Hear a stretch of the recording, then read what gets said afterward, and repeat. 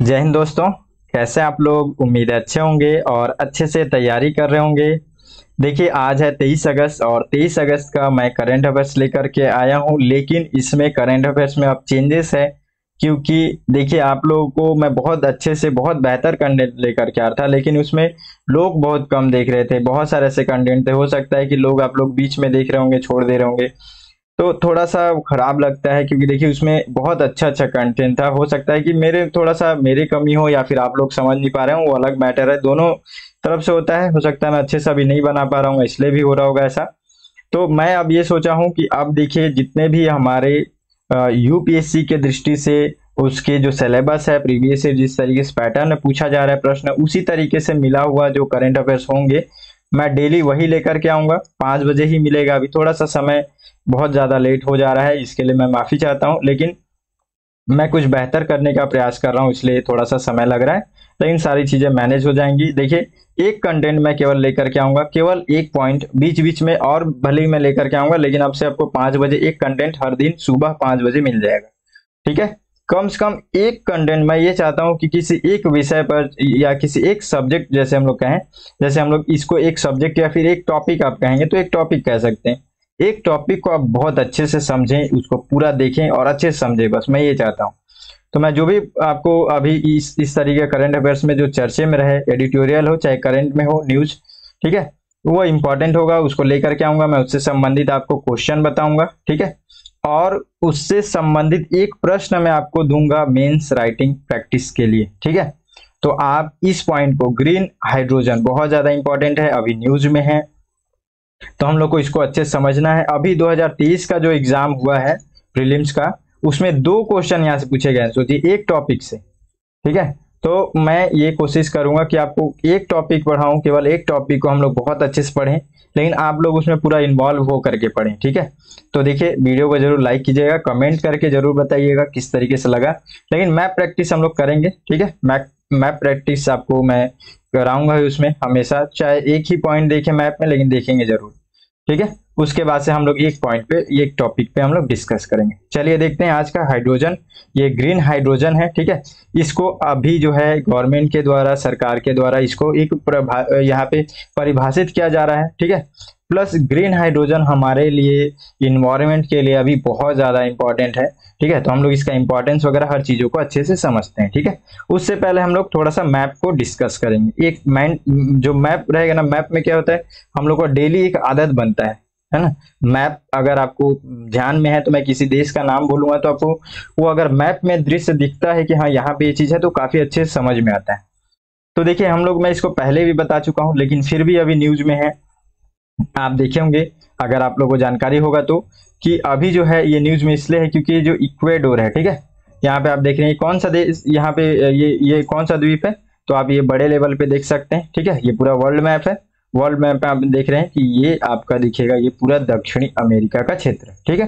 तो दक्षिणी अमेरिका क्षेत्र के अंतर्गत आप देख रहे हैं कि ये जो ग्रीन लाइन है आपको ये पूरा दिख रहा है, ये ग्रीन लाइन पूरा अमेज़न का जो अमेज़न यहाँ पे वन जो क्षेत्र है, रेन फॉरेस्ट है जो है, वो पूरा एरिया है। ठीक है। इसको मैं पहले ही बताया था, एक बार और बता रहा हूं, क्योंकि जो इक्वाडोर है, इक्वाडोर में क्या हुआ, अभी यहाँ पे एक वोटिंग कराया गया। किस लिए?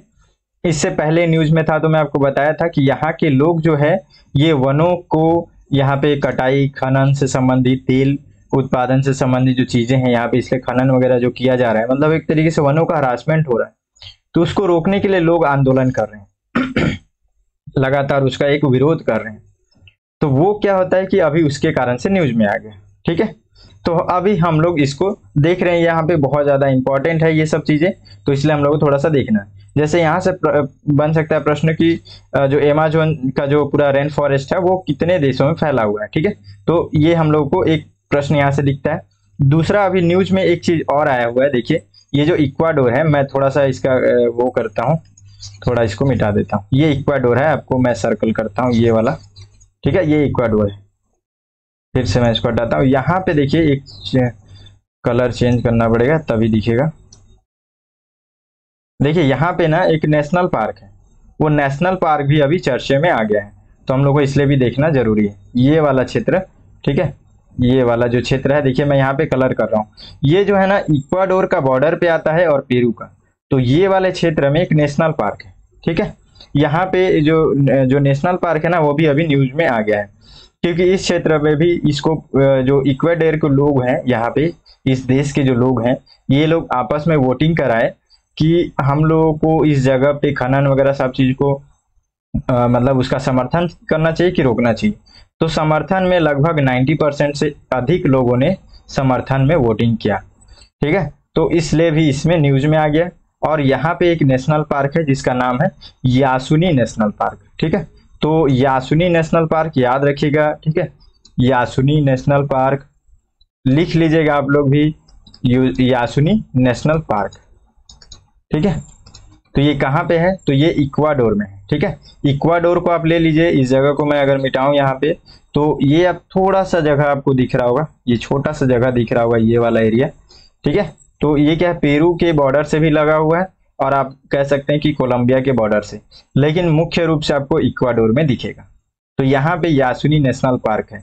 इसको भी, ये भी कहीं ना कहीं हरासमेंट में था। यहाँ की जैव विविधता हॉट स्पॉट, जो यहाँ पे ये पूरा एरिया हॉट स्पॉट है, क्योंकि हॉट स्पॉट का मतलब क्या होता है, जहाँ पे हमारे इन्वायरमेंट की दृष्टि से जितने भी प्राकृतिक क्षेत्र है उसमें जीव जंतु पेड़ पौधे हर चीजें, ठीक है, वो काफी इंपॉर्टेंट होते हैं और बहुत अधिक मात्रा में होते हैं, ठीक है। तो उस क्षेत्र को हम लोग एक हॉट स्पॉट के रूप में देखते हैं, ठीक है। प्लस उसमें खतरा भी है उसमें, तो बहुत सारी चीजों को, उसमें बहुत सारी चीजें इसमें शामिल होते हैं, तो उस तरीके से हम लोग उस चीज को हॉट स्पॉट कहते हैं, उस क्षेत्र को। तो उसी तरीके का ये जो क्षेत्र है, ये पूरा हॉट स्पॉट का क्षेत्र है। तो इसलिए ये अभी यहाँ पे जितना भी यहाँ पे एक तरीके से प्रोटेक्ट किया जा रहा है कि इन सभी जो वन है इन सभी को संरक्षण करना चाहिए, ठीक है, इसलिए न्यूज में। चलिए अब हम लोग फटाफट ये देखते हैं कि अमेजोन कितने देशों में फैला हुआ है। तो सबसे पहला ब्राजील, जो कि यहाँ पे लगभग 60% एवं यहाँ पे जो है फैला हुआ है, ठीक है। उसके बाद से देखिए राउंड राउंड में, फिर उसके बाद आता है बोलिविया, उसके बाद से आता है पेरू, उसके बाद से इक्वाडोर, उसके बाद कोलंबिया, वेनेजुएला, गुयाना, सुरीनाम और फ्रेंच गुयाना, ठीक है। तो इतने सारे देश हैं, और लगभग आप लोगों को अगर लगातार आप न्यूज जो मेरा वीडियो है वो आप लगातार देख रहे होंगे, तो आप लोगों को ये देश याद हो गया होगा। कितने लोगों को देश याद हुआ हो, जल्दी से एक बार कमेंट करके बताइए मेरे को कितने लोगों को याद हो गया है, ठीक है। चलिए अब हम लोग अपने मेन जो है पॉइंट पे डिस्कस करते हैं। देखिए मैं यहाँ पे सबसे पहले ही आपको प्रश्न रख दिया हूँ, क्योंकि कई लोगों को क्या है कि भरोसा नहीं होता है, ठीक है। तो जिनको भरोसा नहीं होता उनको भरोसा दिलाने के लिए मैं ये चीज को पहले ही यहाँ पे प्रश्न रखा हूँ। 2023 में पूछा गया प्रश्न है, ठीक है। इसमें यहाँ पे पूछा गया कि जो भारी उद्योग है उनके बारे में विचार करने के लिए। तो उर्वरक संयंत्र, ये तेल, ठीक है, शोधक कारखाने, इस्पात संयंत्र, इस तरह की चीजें जो हैं वो विकार्बनन में हरित हाइड्रोजन देखिए यहाँ पे, ये हरित हाइड्रोजन की महत्वपूर्ण भूमिका होने की अपेक्षा है। तो इस तरीके का प्रश्न पूछा गया, ठीक है। अभी एक और प्रश्न देखिए, प्रश्न का आंसर यहाँ पे सी नंबर पे है, तो हम लोग उस प्रश्न से कोई मतलब, आंसर से कोई मतलब नहीं, प्रश्न को समझना है कि प्रश्न जो है मतलब इसका मतलब है कि वो टॉपिक बहुत इंपॉर्टेंट है हमारे लिए। अब देखिए यहाँ पे हरित हाइड्रोजन, ठीक है, के संदर्भ में निम्नलिखित कथनों पर विचार कीजिए। तो इसे आंतरिक दहन के लिए ईंधन के रूप में सीधे इस्तेमाल किया जा सकता है। इसे प्राकृतिक गैस के साथ मिलाकर ताप या शक्ति जनन के लिए ईंधन के रूप में इस्तेमाल किया जा सकता है। इसे वाहन चालन के लिए हाइड्रोजन ईंधन प्रकोष्ठ में इस्तेमाल किया जा सकता है। तो इस तरीके का ये जो पॉइंट बना करके 2023 में पूछा गया। तो ये कहाँ से पूछा गया, हाइड्रोजन के महत्व या उपयोग या उसके कार्यों से संबंधित पूछा गया, अनुप्रयोग भी हम लोग कहते हैं। तो ये प्रश्न वहां से पूछा गया, ठीक है। ये प्रश्न कहाँ से पूछा गया, तो इन सभी चीजों से हम लोग ये एक तरीके से उसके उत्पादन से पूछा गया, ठीक है, किस तरीके से उत्पन्न हो रहा है, ठीक है, कार्बन से किस तरीके से वो रिड्यूस कर रहा है। तो इन्हीं सभी चीजों से पूछ रहा है, महत्व के रूप में हम लोग उसको कह सकते हैं। तो ये भी प्रश्न था, ठीक है। इसमें भी ये जो तीनों सही है, इसमें सही है, उसका इस्तेमाल ये सारी चीजों में कर सकते हैं, ठीक है।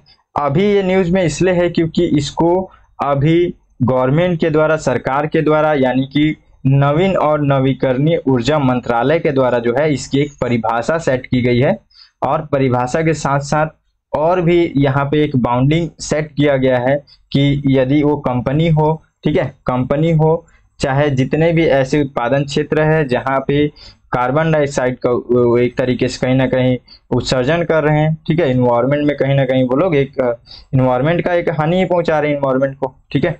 तो ऐसे जितने भी इंडस्ट्रीज हैं उनके लिए भी एक रोड मैप, ठीक है, या फिर एक कहें तो एक उनको दायरा बनाया गया है कि आपको ग्रीन हाइड्रोजन के रूप के लिए भी कार्य करना है आपको, ठीक है। तो हम लोग सारी चीजों को पॉइंट टू पॉइंट अच्छे से समझेंगे। देखिए केवल एक पॉइंट दे रहा हूं आप लोगों को, और आप लोग अच्छे से समझे कि नहीं बस उसको बताना। एक पॉइंट को आप लोग कम से कम अच्छे से समझ लो, ठीक है। आप लोग रोज बहुत सारे ऐसे कंटेंट पढ़ रहे हैं, बहुत सारी चीजें पढ़ रहे हैं, लेकिन आप लोग नहीं समझ रहे होगे, वो बस ऐसी नॉर्मली पढ़ने जैसा। मैं बिल्कुल ऐसा नहीं चाहता हूं कि आप लोग ऐसा कुछ करें। आप लोग एक पॉइंट पढ़ें, लेकिन ऐसा पढ़ें कि वो हमेशा आपको जब तक एग्जाम आप दे रहे हैं तब तक दिमाग में रहे, वो एक अच्छा समझ बने उससे, ठीक है। तो देखिए अभी जो यहाँ पे जो मंत्रालय है नवीकरणीय ऊर्जा मंत्रालय के द्वारा, इसके द्वारा जो है ग्रीन हाइड्रोजन जो है उसका एक परिभाषा तय किया गया है। परिभाषा से संबंधित इसका मतलब ये प्रीलिम्स के लिए बहुत ज्यादा इंपॉर्टेंट हो गया, ठीक है। अभी अगर यहाँ से प्रश्न बना तो अब इसके परिभाषा से बन सकता है, प्लस मेंस के लिए ये इंपॉर्टेंट है ही, क्योंकि ग्रीन हाइड्रोजन हमारे लिए बहुत तरीके से इंपॉर्टेंट हो गया है, ठीक है। ये बहुत सारी चीजों को, ऐसे जितने भी चीजें हैं जो कि कहीं ना कहीं एक इन्वायरमेंट में पॉल्यूशन फैला रहे हैं, उन सभी चीजों को हटा सकता है, ठीक है। अब पेट्रोलियम ईंधन से संबंधित जुड़े हुए चीजें जो है, जिनके कारण से बहुत सारे कार्बन डाइऑक्साइड, बहुत सारी ऐसी जो पॉल्यूशन फैल रहे हैं, उन सभी की जगह पे उनको रिप्लेस करके हम लोग हरित हाइड्रोजन को काम में लेकर के उन सभी चीजों को रिड्यूस कर सकते हैं। तो ये काफी इन्वायरमेंट के हिसाब से बहुत ज्यादा इंपॉर्टेंट हो गया। अगर इन्वायरमेंट के हिसाब से इंपॉर्टेंट है तो फिर ये हमारे लिए बहुत ज्यादा इंपॉर्टेंट हो जाएगा, ठीक है। और यूपीएससी का ये सब फेवरेट, यहाँ से ये सब टॉपिक भी होते हैं। तो देखिए हरित हाइड्रोजन को अभी परिभाषा के रूप में क्या बताया गया है कि हरित हाइड्रोजन का अर्थ नवीकरणीय ऊर्जा का उपयोग करके हाइड्रोजन का उत्पादन करना है, ठीक है, जिसे बायोमास के रूपांतरण के माध्यम से यहाँ पे उत्पादन शामिल है। और लेकिन इतना ही से नहीं होगा, ठीक है, आगे और पढ़ूंगा मैं। लेकिन यहाँ पे देखिए बायोमास वर्ड है, देखे होंगे आप, बायोमास से संबंधित प्रश्न पूछा जाता है। तो यहाँ पे बोला जा रहा है कि हाइड्रोजन का जो उत्पादन है हम लोग करेंगे, उसको कैसे करेंगे, बायोमास के रूपांतरण के माध्यम से। तो बायोमास क्या है? बायोमास का मतलब यहाँ पे जितने भी अवशिष्ट पदार्थ हैं, वे सभी यहाँ पे जितने भी सड़े गले अवशिष्ट पदार्थ है, खाने पीने से लेकर के पेड़ पौधे, जीव जंतु, हर चीजें जो एक तरीके से हम लोग जैसे खाद जिसको बनाते हैं, जिसमें आप लोग अगर गांव के लोग होंगे तो आपको पता होगा, चाहे गांव के शहर में भी आप देखते हो कि ऐसे लोग एक जगह पे बहुत सारा ऐसा कचरा फेंक देते हैं, हर चीज उसमें रहता है, ठीक है। तो उन सभी को अगर आप बोले वो पूरा अवशिष्ट पदार्थ है, उसी अवशिष्ट पदार्थ को यहाँ पे बायोमास कहा जाता है, ठीक है। तो इसके द्वारा, ठीक है, और इसके अलावा जो है इतना ही तक ये सीमित नहीं है, इसके अलावा नवीकरणीय स्रोतों से उत्पादित विद्युत भी यहाँ पे नवीकरणीय ऊर्जा के रूप में होगा, ठीक है। तो हम लोग उसको भी ये एक तरीके से यहाँ पे नवीकरणीय ऊर्जा के रूप में हम लोग इसको लेंगे, ठीक है।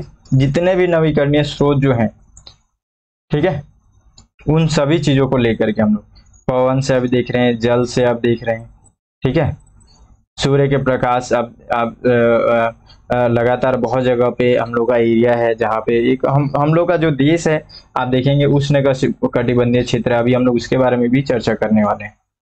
तो हमारे पास नवीकरणीय ऊर्जा के स्रोत के रूप में अगर हम लोग चाहें तो बहुत अच्छा डेवलपमेंट कर सकते हैं, क्योंकि देखिए आप हमारा जो क्षेत्र है, हमारा अगर ग्लोब में अगर हम लोग ये माने कि एक ग्लोब है, तो ये इक्वेटर है बीच का एरिया।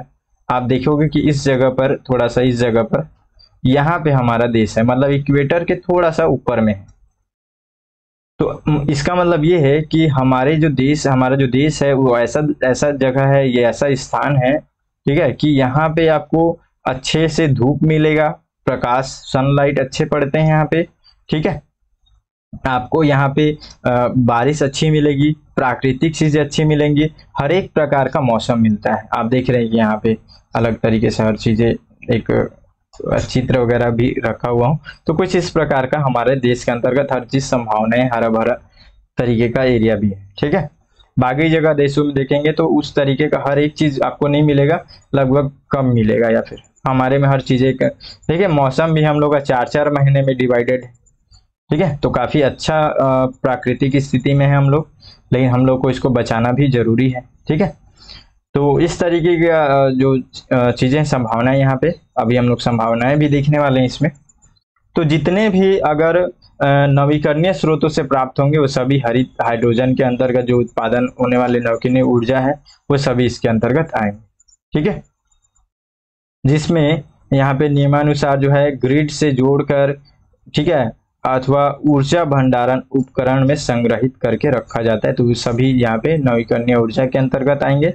ठीक है। और नवीकरणीय ऊर्जा का उत्पादन किससे होगा? एक हरित हाइड्रोजन यहाँ पे शामिल है, अब इससे होगा। ठीक है। और भी बहुत सारे तरीके से होता है, लेकिन हम लोग अभी मेन हरित हाइड्रोजन पढ़ रहे हैं, तो हरित हाइड्रोजन का यहाँ पे परिभाषा के रूप में पढ़ रहे हैं, इसलिए हम लोग को इस पे फोकस रखना है। ठीक है। और देखेंगे आप हाइड्रोजन, अगर को नॉर्मली आप हाइड्रोजन देखते हैं, तो अगर आप हाइड्रोजन देखेंगे तो हमारे पूरे एक मतलब हमारा जो पूरा क्लाइमेट है, वातावरण है, पूरा ब्रह्मांड है, उसमें आप देखेंगे कि वो हाइड्रोजन बहुत अधिक मात्रा में मिलता है हम लोग को। हाइड्रोजन की कमी नहीं। लेकिन हाइड्रोजन का जिस तरीके से हम लोग यहाँ पे उपयोग करना चाहते हैं, ठीक है, उस तरीके से हम लोग उसका उपयोग इसलिए नहीं कर पा रहे हैं क्योंकि ये एक नॉर्मली हाइड्रोजन के फॉर्मेट में नहीं मिलता है। ठीक है। वो किसी किसी चीजों के साथ मिक्स रहता है, और खास करके जितने भी जल वाले क्षेत्र हैं, जलीय, जो पूरा जल में ही मिला हुआ है। ठीक है। तो इस तरीके से हम लोग को कभी भी अगर हाइड्रोजन का यूज करना पड़ेगा तो फिर हम लोग को क्या करना पड़ेगा, जो H2O होता है उससे हम लोग को इसको अलग करना पड़ेगा दोनों को। ठीक है। तो इसका भी एक पद्धति है, हम लोग इसको पढ़ेंगे, जिसको इलेक्ट्रोलिसिस कहते हैं। ठीक है। इलेक्ट्रोलिसिस वर्ड है ना, इस वर्ड को याद रखिएगा, क्योंकि देखिए अगर इस ग्रीन हाइड्रोजन से जुड़ा हुआ वर्ड है, जैसे बायोमास हो गया और भी कुछ था इधर, ठीक है, तो उसको फिर इलेक्ट्रोलिसिस जो है ये भी है ग्रीन हाइड्रोजन का एक मुख्य कार्य होगा, एक मुख्य भूमिका होगा, क्योंकि हम लोग ग्रीन हाइड्रोजन का उत्पादन तभी करेंगे जब हम लोग हाइड्रोजन का उत्पादन करेंगे। और हाइड्रोजन जो है वो जल के फॉर्मेट में है, तो जल में तो H2O दोनों मिला हुआ है, हाइड्रोजन ऑक्सीजन सब मिला हुआ है उसमें।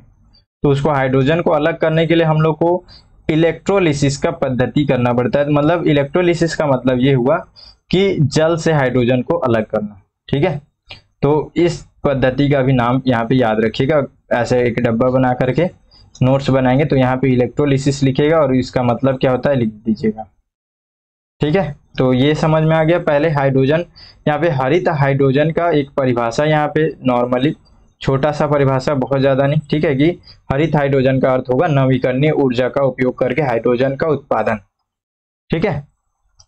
अब यहाँ पे हाइड्रोजन जो उत्पादन हुआ, अब हम लोग इस जो ग्रीन हाइड्रोजन है इसके लिए हम लोगों ने अलग अलग उत्सर्जन सीमा भी बनाए हुए हैं।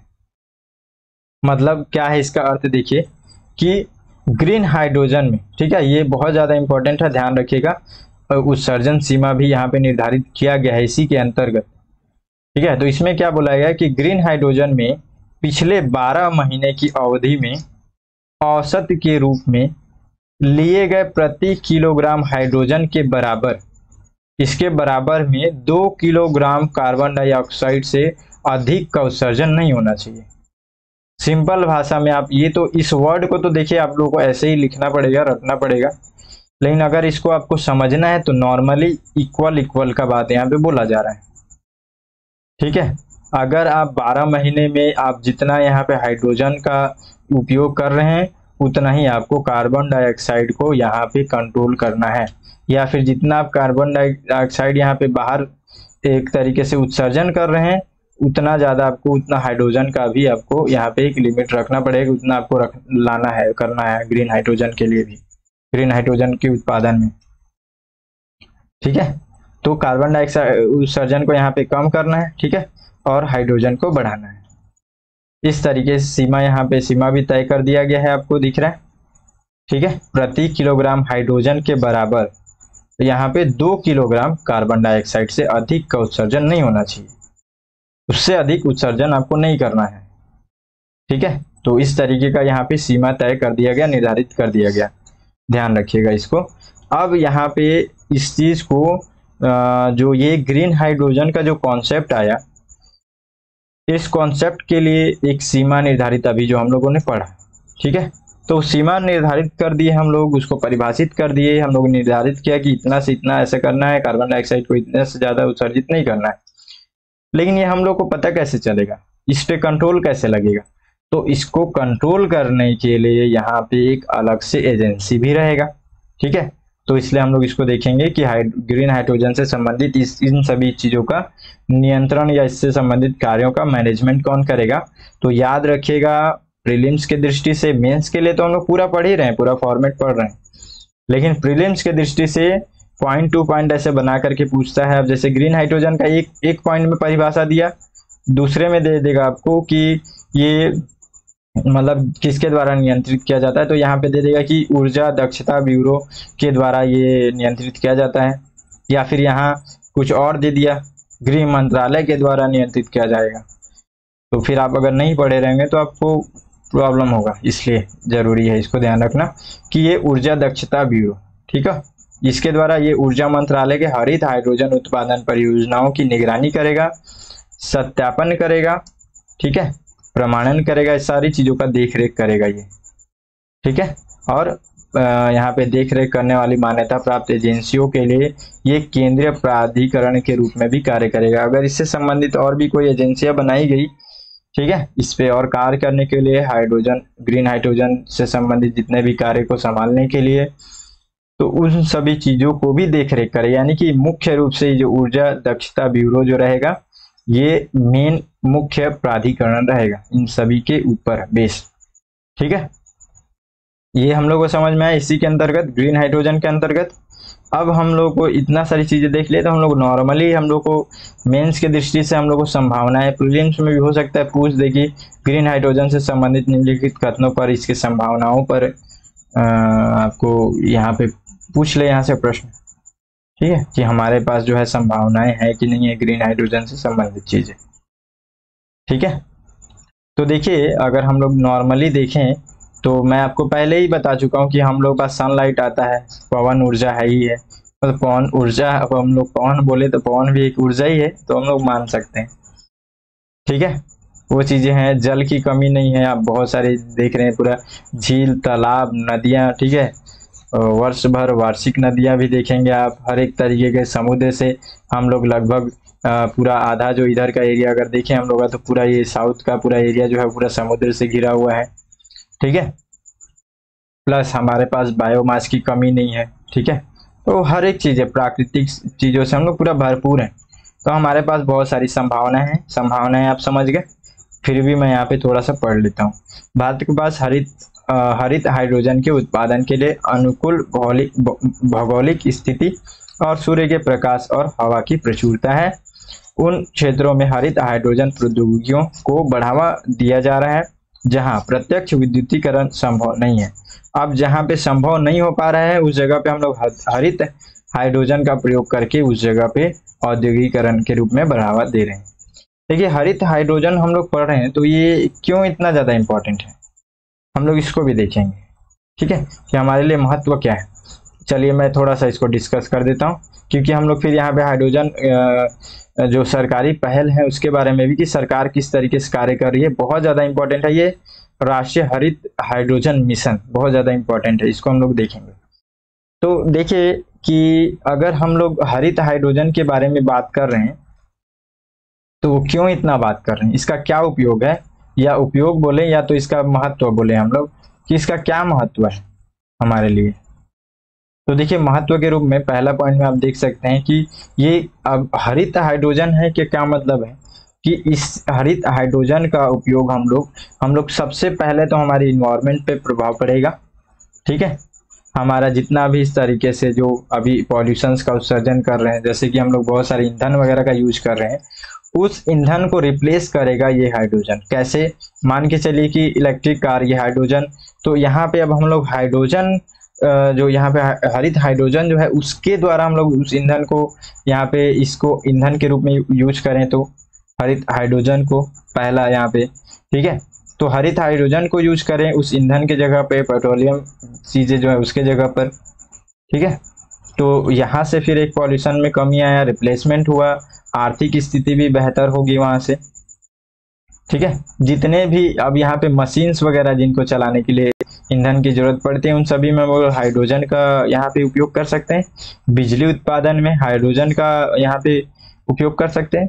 तो ऐसे बहुत सारी चीजें हैं जिनको लेकर के हम लोग, जहाँ पे हम लोग ग्रीन हाइड्रोजन के द्वारा इसको बाकी जितने भी हम लोग यहाँ पे जो मटेरियल्स यूज कर रहे हैं, जितने ईंधन के रूप में जो चीजें यूज कर रहे हैं, उन सबको हम लोग रिप्लेस करके हमारे इन्वायरमेंट को बहुत स्वच्छ बना सकते हैं इकोनॉमिक की दृष्टि से। ठीक है, पॉल्यूशन मुक्त एक तरीके से मुक्त हो सकते हैं हम लोग हाइड्रोजन, ग्रीन हाइड्रोजन का उपयोग करके। लेकिन अब हम लोग को महत्व तो यहाँ दिख गया, बहुत बड़ा बड़ा महत्व तो यहाँ पे हम लोग देख लिए, लेकिन प्रॉब्लम भी वही है। अब हम लोग को चुनौतियां जिसको नाम रखते हैं, तो चुनौतियों के रूप में सबसे बड़ा चुनौती यही है कि हाइड्रोजन जो है वो नॉर्मली खुले रूप में नहीं मिलता है। ठीक है, वो हमेशा क्या होगा, वो H2 मतलब जल H2O के फॉर्म में होता है। ठीक है, आप देखेंगे हाइड्रोजन जल के साथ आपको मिला हुआ ज्यादातर दिखेगा, मतलब जितने भी जलीय फॉर्म में वो रहता है। ठीक है, तो ये प्रॉब्लम है हमारे साथ थोड़ा सा, इसलिए चुनौतियां हम लोग को देखने को मिलती है। तो इसलिए हम लोगों को ये चुनौती के रूप में थोड़ा सा डिफिकल्ट जाता है, क्योंकि फिर हम लोगों को इसको क्या करना पड़ता है, हम लोगों को इसको फिर यहाँ से जल से जो है हाइड्रोजन को अलग करना पड़ता है। तो अब इसके लिए हम लोग को एक मैकेनिज्म अलग से चाहिए होता है, तो फिर यहाँ पे हम लोग थोड़ा सा प्रॉब्लम होता है। लेकिन फिर भी अगर इसके महत्व को हम लोग देखें, अब निष्कर्ष के रूप में जैसे हम लोग लिखते हैं, तो हम लोग इसके महत्व को अगर देखें तो इसका चुनौतियां जो है कहीं ना कहीं उतनी ज्यादा अधिक नहीं है। अगर हम लोग उतनी चुनौतियों को स्वीकार करते हुए अगर आगे चलते हैं तो हम लोग इसका बहुत ज्यादा महत्व है, तो हम लोग इस हिसाब से इस पे हम लोग काम कर सकते हैं। इन्वायरमेंट की दृष्टि से देख रहे हैं आप, ठीक है, इकोनॉमी की दृष्टि से, हर एक तरीके से आप देख रहे हैं, तो काफी यूजफुल चीज है ये। ठीक है, तो अब हम लोग ने ये सब चीजें देख लिया, अभी आगे चल करके और कुछ कुछ बातें करेंगे हम लोग। अब देखते हैं यहाँ पे कि सरकार इसके लिए क्या कर रही है। तो सबसे पहले सरकार जो की, तो अभी आप देखिए कि परिभाषा एक तय की है। ठीक है, सीमा निर्धारण हर चीजें हो गई है। अब एक और बेस्ट पहल यहाँ पे सबसे अच्छा, ये एक राष्ट्रीय हरित मिशन जो हाइड्रोजन मिशन है, ये भी लेकर के आएगा। ठीक है, तो इसके द्वारा हम लोग को इसके मेन पॉइंट्स को समझना है, क्योंकि ये हमारे प्रीलिम्स मेंस की दृष्टि से बहुत ज्यादा इंपॉर्टेंट है। देखिए, हरित हाइड्रोजन के वाणिज्यिक उत्पादन को प्रोत्साहित करने और भारत को ईंधन का शुद्ध निर्यातक बनाने का एक कार्यक्रम है। तो सबसे पहला मिशन का ये एक कार्यक्रम, इस तरीके की चीजें इसमें रखी गई हैं, ध्यान में रखा गया है। ठीक है, कि हाइड्रोजन को हम लोग क्या करेंगे, वाणिज्यिक रूप से एक उत्पादन को प्रोत्साहित करने के लिए ये बनाए। मतलब कहने का मतलब ये है कि हरित हाइड्रोजन जो है वो अब ऐसा हम लोग आगे चल करके कुछ ऐसा डेवलपमेंट करें जैसे कि हमारे देश में, देश के लोग भी आगे चल करके उसका उत्पादन करने लगे, और उत्पादन इतना बेहतर करें कि आगे चल करके फिर हम लोग उसको निर्यात तक हम लोग करने लगे। मतलब हम लोग खुद को तो स्वच्छ करें ही हमारा, ठीक है, फिर हम दूसरे देशों को भी ये स्वच्छता पहुंचाएं, हमारे इन्वायरमेंट की दृष्टि से मैं बता रहा हूँ। ठीक है, तो इस तरीके का फिर यह मिशन हरित हाइड्रोजन की मांग, निर्माण, उत्पादन और उपयोग, निर्यात की सुविधा प्रदान करेगा। और सबसे मुख्य बात, भारत ने वर्ष 2030 तक 5 मिलियन मीट्रिक टन हरित हाइड्रोजन का उत्पादन करने के उद्देश्य से राष्ट्रीय हरित मिशन की शुरुआत की है। तो एकदम टू द पॉइंट, कोई ज्यादा इधर उधर की इसमें बात नहीं है। ठीक है, उसके बाद से देखिए, और लगभग 125 गीगावाट नवीकरणीय ऊर्जा क्षमता बनाने का भी लक्ष्य रखा गया है। ठीक है, तो ये भी याद रखिएगा, इस हाइड्रोजन मिशन के अंतर्गत, राष्ट्रीय हरित हाइड्रोजन मिशन के अंतर्गत ये सारी बातें हम लोग अभी कर रहे हैं। ठीक है, और उसके बाद से यहाँ पे कुल 8 लाख करोड़ रुपए से अधिक का इसमें निवेश भी करने की योजना बनाई गई है। ठीक है, और ये जो कार्यक्रम होगा वो यहाँ पे इलेक्ट्रोलाइजर और हरित हाइड्रोजन के घरेलू उत्पादन को बढ़ावा देने के लिए वित्तीय प्रोत्साहन प्रदान करता है। तो मैं आपको अभी यहाँ पे बताया कि ये एक मिशन का मतलब ही वो है, यहाँ पे सरकार ये चाह रही है कि लोग अब अपने लेवल पर भी, घरेलू स्तर पर भी इसका उत्पादन करने लगे। ठीक है, ये मेन इसका यहाँ पे प्रोत्साहन देने की बात की और काफी अच्छा चीज है। अगर जैसे कि लोग अब दुकान में पेट्रोल रखते हैं, वैसे अगर ये लोग हरित हाइड्रोजन रखें तो ये स्थिति आएगा तो इन्वायरमेंट को भी बहुत अच्छा इम्पैक्ट पड़ेगा। ठीक है, हमारे इन्वायरमेंट जिस तरीके से बहुत अच्छा एक सुधार कर सकते हैं उसमें। देख रहे हैं अभी क्लाइमेट चेंज वाली कितनी प्रॉब्लम्स आ रहे हैं हम लोगों को। ठीक है, कभी बारिश हो रहा है, कभी नहीं हो रहा है। ठीक है, बहुत सारे ऐसे जीव जंतु जिनको मतलब अभी हरासमेंट उसका सामना करना पड़ा उनको, मतलब बहुत ज्यादा इस तरीके से विलुप्ति के कगार पर है। ठीक है, तो ये सारी चीजें जो है उन सभी में धीरे धीरे कमी आएगी अगर हम लोग इन्वायरमेंट को बेहतर रखेंगे तो। ये इलेक्ट्रोलाइजर यहाँ पे जो बोला जा रहा है, तो इस कार्यक्रम के अंतर्गत इलेक्ट्रोलाइजर और हरित हाइड्रोजन, तो इलेक्ट्रोलाइजर में आपको जो बताया था कि जल के फॉर्म में हाइड्रोजन है। ठीक है, तो इसमें क्या करना है हम लोग को, इस जो जल है उसको हम लोग को मतलब जल के अंतर्गत जो है उसको हाइड्रोजन को हम लोग को अलग करेंगे। तब ये हाइड्रोजन को अलग करेंगे तब तो हम लोग फिर उसको हरित हाइड्रोजन के रूप में उसको बनाएंगे। ठीक है, तो सबसे पहला प्रक्रिया ये भी है। तो अगर घरेलू रूप में चाहे कोई भी इसका उत्पादन करना चाहेगा, आगे चल करके उसको बनाना चाहेगा, तो उसको सबसे पहले क्या करना पड़ेगा, हाइड्रोजन लेना पड़ेगा। हाइड्रोजन के लिए क्या करना पड़ेगा, उसको जलीय फॉर्म से हाइड्रोजन को अलग करना पड़ेगा। तो अलग करने का प्रोसेस को यहाँ पे इलेक्ट्रोलाइजर कहा जा रहा है। ये पद्धति इसके साथ जुड़ा हुआ है, इस कार्यक्रम के साथ, और हरित हाइड्रोजन का मुख्य एक कार्य है। तो इसलिए मैं आपको बार बार इसको बोल रहा हूँ कि इलेक्ट्रोलाइजर का मतलब ध्यान रखिएगा। छोटे छोटे पॉइंट्स आपको कई मतलब 10-15 में लगभग 15 क्वेश्चन मैं आपको यहाँ पे दिखाया हूँ आपको, जब मैं प्रीलिम्स का क्वेश्चन डिस्कस कर रहा था 2023 का। इस तरीके का वर्ड से बहुत ज्यादा प्रश्न पूछा जाता है। ठीक है, आगे और देखिए कि इस हरित हाइड्रोजन को मैनेजमेंट करने के लिए, उसकी निगरानी करने के लिए क्या होगी, नोडल मंत्रालय कौन होगी, तो नवीन एवं नवीकरणीय ऊर्जा मंत्रालय, ये इसकी नोडल एजेंसी या मंत्रालय होगी। ठीक है, इस मिशन का क्या महत्व है, तो ये औद्योगिक गतिशीलता और ऊर्जा क्षेत्रों में डीकार्बोनाइजेशन को यहाँ पे मदद करेगा। डीकार्बोनाइजेशन का क्या मतलब हुआ, हम लोग सीधा सा सिंपल सी भाषा में कार्बन की उत्सर्जन को कम करना, कार्बन में कमी करना। ठीक है, आयातित जीवाश्म ईंधन और फीड स्टॉक का यहाँ पे इस पर भी हम लोग को निर्भरता कम करना होगा। तो यहाँ पे जीवाश्म ईंधन, जितने भी हम लोग इस तरीके का जो पेट्रोलियम पदार्थ, सभी चीजें जो हैं हम लोग जो ऊर्जा के लिए उपयोग करते हैं वो सभी जीवाश्म ईंधन हो गए। फीड स्टॉक का मतलब यहाँ पे क्या हुआ कि हम लोग जिस इन्हीं सभी चीजों को जो जमा करके रखे रहते हैं कि आगे काम आएगा, तो ये सब चीजों पे अब हमारे पास अगर ग्रीन हाइड्रोजन रहेगा तो हम लोग इसका उत्पादन, इसको अलग से जमा करके रखने की जरूरत नहीं पड़ेगी, ना इसको हम लोग को आयात करने की जरूरत पड़ेगी। ठीक है, तो जीवाश्म ईंधन को ना ही हम लोग आयात करेंगे, ना ही उसको जमा करके रखेंगे। अब हम लोग इसके जगह पर हम लोग ग्रीन हाइड्रोजन को जमा करके रखेंगे। ठीक है, तो समझ में आ गया। तो इस मिशन के अंतर्गत ये सब का महत्व है। ये स्वदेशी निर्माण क्षमताओं का भी विकास होगा, इससे रोजगार का अवसर मिलेगा, कुशल ईंधन सेल जैसी नई तकनीकों का भी विकास होगा। तो इसलिए ये जो मिशन है इसका महत्व ये है, ये सब। ठीक है, महत्व एकदम टू द पॉइंट, हर एक पॉइंट आपको टू द पॉइंट मिल रहा है, सारी चीजें, ज्यादा इधर उधर कुछ नहीं सोचना है आपको, बहुत अच्छे से इस पॉइंट को तैयार करना है। ठीक है, आप देखिए जो हरित हाइड्रोजन यहाँ पे उपभोग दायित्व, ये जो है इसके अंतर्गत इसको हम लोग को देखना है। उपभोग दायित्व मतलब हमारा भी एक दायित्व है इसके पीछे। ठीक है, तो उसको भी इसमें निर्धारित किया गया है, उसको भी ध्यान रखिएगा। विद्युत वितरण कंपनियों के लिए यहाँ पे नवीकरणीय खरीद दायित्वों की तरह उर्वरक और पेट्रोलियम रिफाइनिंग उद्योगों हेतु हरित हाइड्रोजन उपभोग दायित्व भी यहाँ पे पेश करने का इसमें प्रस्ताव रखा गया है। जो एक तरीके से मैं जो सीमा निर्धारण जो मैं आपको बताया था, सेम ये वही चीजें दायित्व हैं कि भाई आप मतलब हम लोगों के लिए क्या मतलब है कि अब हम लोग अगर उत्पादन करेंगे तो हमारे लिए भी होगा।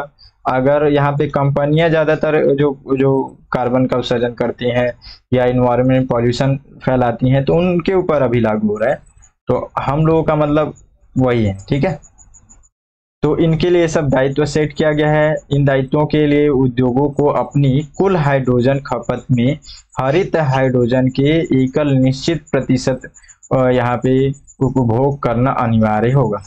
मतलब अब कंपनियों को एक निश्चित इतना तय कर दिया गया है कि आप इस तरीके से जो है कहीं ना कहीं अब आप धीरे धीरे करके जो है हरित हाइड्रोजन का उपयोग करेंगे अपने ईंधन के रूप में, ठीक है, अपने उद्योगों में।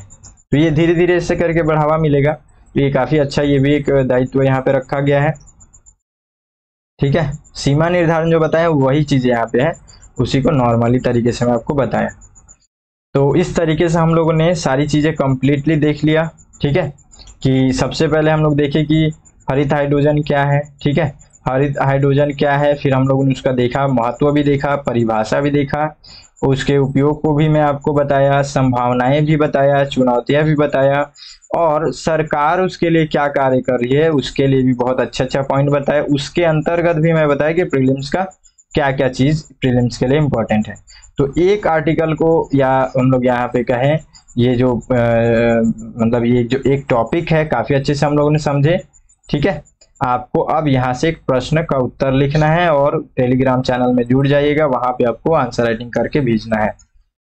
क्या है प्रश्न? तो हरित हाइड्रोजन के अंतर्गत किए गए बेहतर प्रयास भारत कार्बन उत्सर्जन को नियंत्रित करने में सहायक सिद्ध हो सकता है, टिप्पणी कीजिए। ठीक है, 250 शब्दों में आपको लिखना है, हरित हाइड्रोजन के अंतर्गत किए गए बेहतर प्रयास भारत कार्बन उत्सर्जन को नियंत्रित करने में सहायक सिद्ध हो सकता है, टिप्पणी कीजिए। ये प्रश्न है आपके लिए, ठीक है। और इस प्रश्न का आपको उत्तर लिखना है 250 शब्दों में, ठीक है। तो ये आपको लिख करके भेजेगा। और आप एक बार जरूर बताइए कि इस तरीके से अगर मैं आपको हर दिन एक टॉपिक पे अगर मैं डिस्कस करूं तो आपको कैसा लगेगा।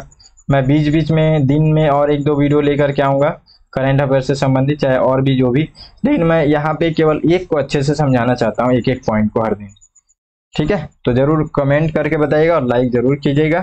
चैनल को सब्सक्राइब नहीं किया तो कर लीजिएगा, ठीक है। चलिए मिलते हैं फिर अगले वीडियो में, तब तक के लिए जय हिंद।